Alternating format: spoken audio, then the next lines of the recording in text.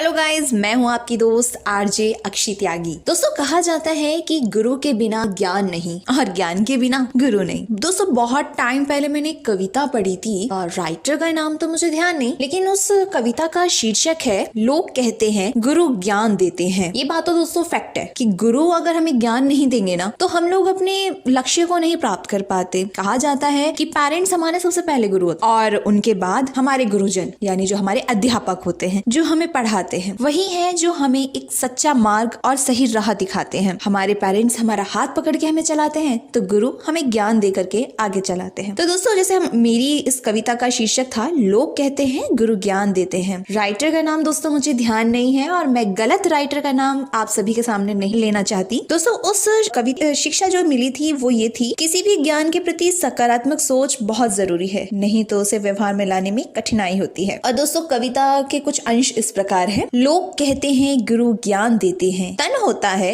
मगर प्राण देते हैं। सत्य है कि गुरु ज्ञान देते हैं, ज्ञान के साथ अमूल्य दान भी देते हैं। गुरु ही शिष्य को नई पहचान देते हैं। लोग कहते हैं गुरु ज्ञान देते हैं। गुरु के कारण ही लोग शिष्य को सम्मान देते हैं, जीवन सफल करने का नया मार्ग देते हैं, व्यक्ति को बनाने के लिए संस्कार देते हैं। जीवन होता है मगर जीने का अंदाज देते हैं। लोग कहते हैं गुरु ज्ञान देते हैं। पंख होते हैं मगर उड़ने को आसमान देते हैं। शरीर होता है मगर प्राण देते हैं। इंसान को इंसान से प्रेम करना सिखाते हैं। लोग कहते हैं गुरु ज्ञान देते हैं। जी हाँ दोस्तों, इस कविता ने सच में एक मन में अजीब सी हलचल कर दी थी और तब मुझे ये एहसास हुआ था कि रियली हमारा जो लाइफ है वो हमें मिली तो जरूर है, मगर उसे पंख दिए, उसे संस्कार दिए, उसे उड़ने के लिए आसमान दिया और हमें सम्मान मिले उसके लिए गुरु ने हमें शिक्षा दी। हमें अपना हम विद्यार्थी जीवन में अपना दायित्व नहीं उठा पाते, मगर एक गुरु है जो हमें ये एहसास दिलाते हैं कि हम आगे चल करके किस तरीके से अपने लाइफ को